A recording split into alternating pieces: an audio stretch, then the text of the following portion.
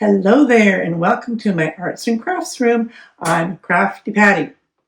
On my last video, I showed you how to make this Kinusaiga peony fabric card.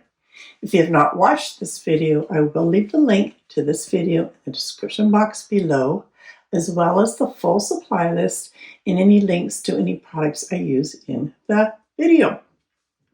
I've had such a great response on this video. I really wanted to help you out and get you started to make this art form. I myself was very confused by foam boards. What they were called, were they called Styrofoam? What's XPS? It was all very confusing to me. So I want to take the frustration and headaches away so you can get started in this beautiful art form and be successful. I will also go over how to buy the right foam to fit your frames, and we'll go over that as well. So let's get started by talking about the foam board first, and then we'll go into the framing.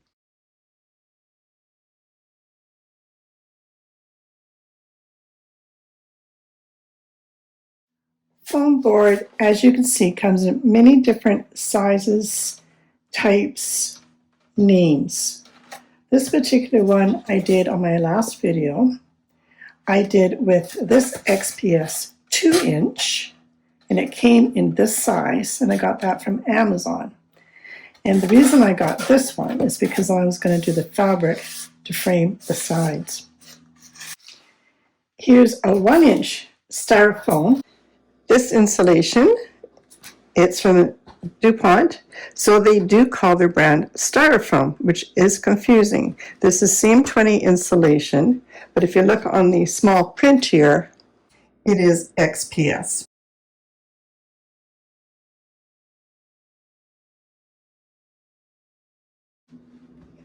Although this one says it's Styrofoam, it's not the Styrofoam that we're worried about, but you can also look for the other word. If you're ordering online or wherever, you can look for the words polystyrene. And you can see that by looking at the side. So if you're going to your lumber yard to get this, you can have a look at your side and you know. You can also press into it and you can see how firm that is. It's not Styrofoam, although it is a type of Styrofoam. That's why it's confusing. And that's why I particularly wanted to do this video, because it confused me. They say Styrofoam, but when I think of Styrofoam, I think of this bumpy stuff like this, which does not work for Kinusaiga because it's just too rough and doesn't make clean cuts. This particular sheet, again, before I cut it up to get it in my car, again, was 2 feet by 8 feet, and this is about $20. But because the sheet was damaged, they kind of gave it to me for free. You just gotta ask. And here's another one. This one happens to be 1/2 inch. Again, if you look on your side, you can see it's the high density foam. And this particular one does say XPS insulation. When I bought this at Home Depot, I asked them to cut it in 3 so I could fit it in my car. But when it was in one whole piece, it measured 2 feet by 8 feet, and this one cost me about $17. So you can see you get a lot of boards for your Kinusaiga artwork out of that. Now the reason I'm showing you this, which is foam board, which I got from the dollar store, is that it's only about 1/4 inch thick. This is what's going to be used if you want to make any alterations to the height in your frame. Another way to make alterations is by using foam tape. This is double-sided foam tape. But as you can see, it's only about 1/8 of an inch thick. So that will help to bring you up to the right height if needed. Now in the last video, I did show cutting the foam board with an X-Acto knife, but it doesn't go deep enough for a real clean cut. So now I've got a better way for you. You want to pick up a utility knife like this. This is actually the cheapest one you can actually buy. It's like $1.99. And the reason I'm saying to get this one is because it has a really thin blade. And that's why it works great. And you can extend it to the depth of your foam board. So I've marked out just under 8.5 inches, so it will fit in one of my frame boards. And I'm just going to draw the line just so I have it as a reference. Now, because I'm going to be coming in with the sharp blade against a metal ruler, and just in case it slips, I don't want anybody hurting themselves. So I'm going to put on one of these no-cut gloves for safety. And that should protect me in case I slip. And I've extended the blade, and I'm going to come down as deep as I can. And you might not get all the way through on the first cut. That's okay. We're going to make a second cut. Come back again to the beginning. Draw through again.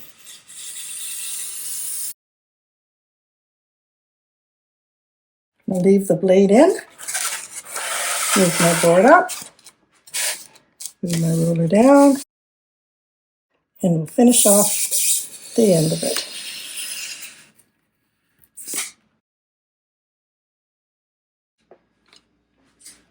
Now that I've got my main cut, I'm just going to come in and come all the way through. You can probably feel where there's some resistance. Come in and come through again.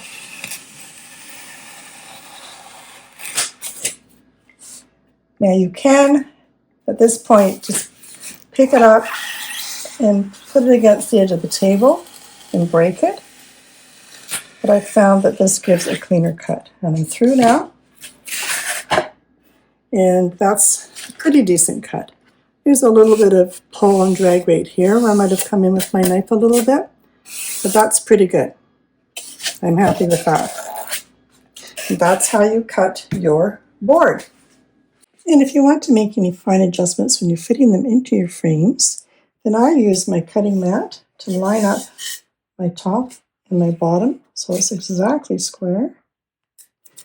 And then when I place my ruler on, I look from above and I can see where my line is on my cutting mat on the top, and I can see where it is on the bottom. Then I know I can slice right through and it'll be squared up.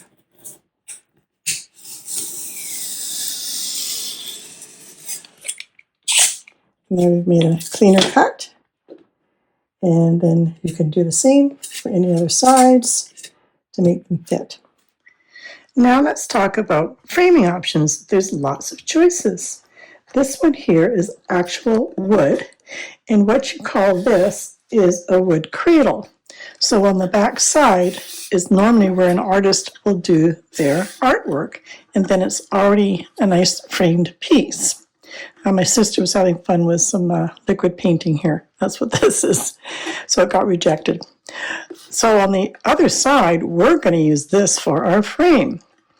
So let's say we wanted to use this, and you wanted to have it level with your sides. So as you can see, this is a 1-inch board I've cut. And when you pop it in, it sinks down a fair bit. So that extra little foam board I picked up from the dollar store is working beautifully. So I've cut 2 of those and popped those in there, and then pop this in, and you're perfectly level with your frame. Now when you cut your pieces, you always want to leave a little bit of extra on the sides. Don't cut it so it's really, really tight, because you want a little bit of room for your fabric to come over your edges. So there's that option. Let's go for option number 2.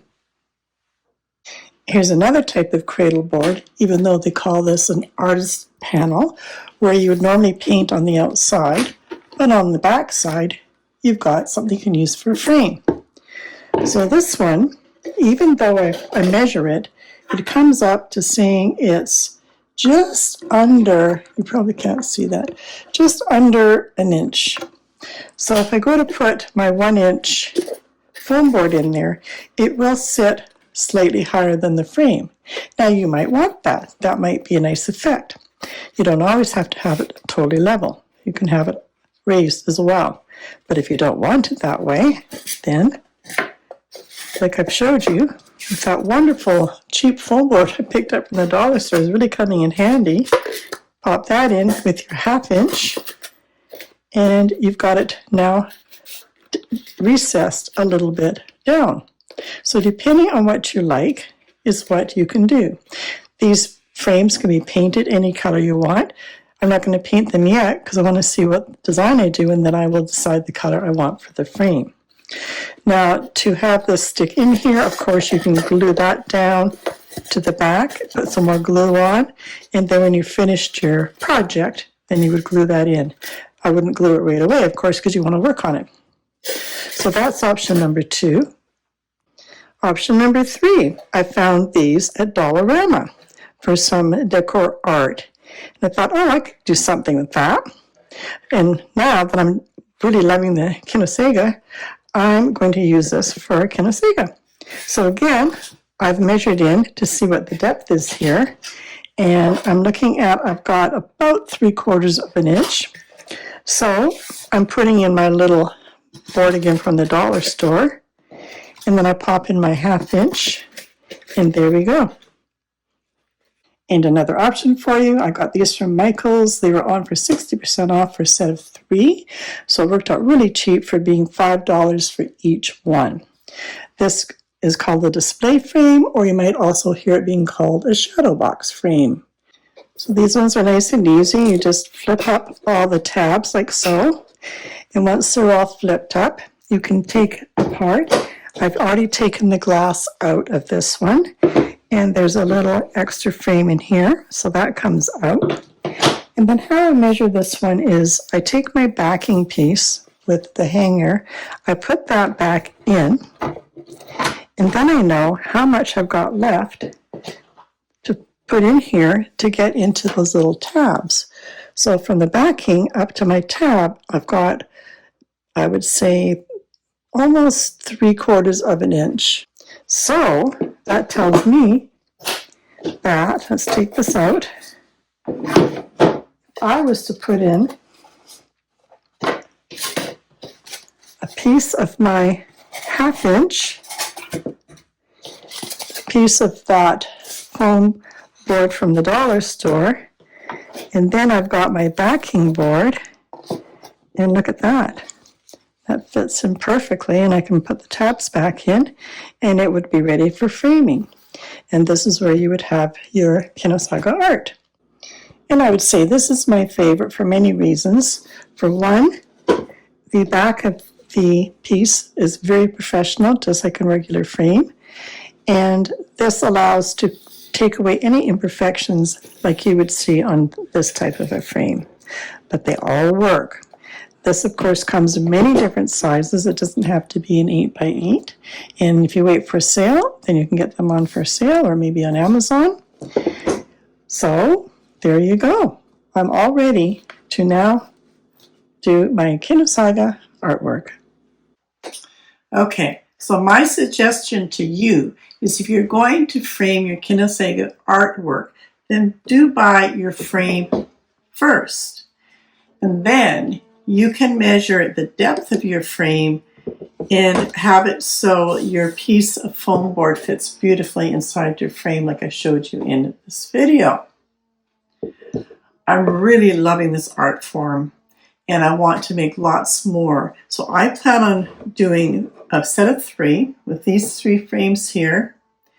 And I think because I'm such a beachy girl, I'm going to do some beachy kind of things like maybe seahorses or starfish or something like that. So turn on your notification bell so you don't miss the next video. Until next time, bye-bye.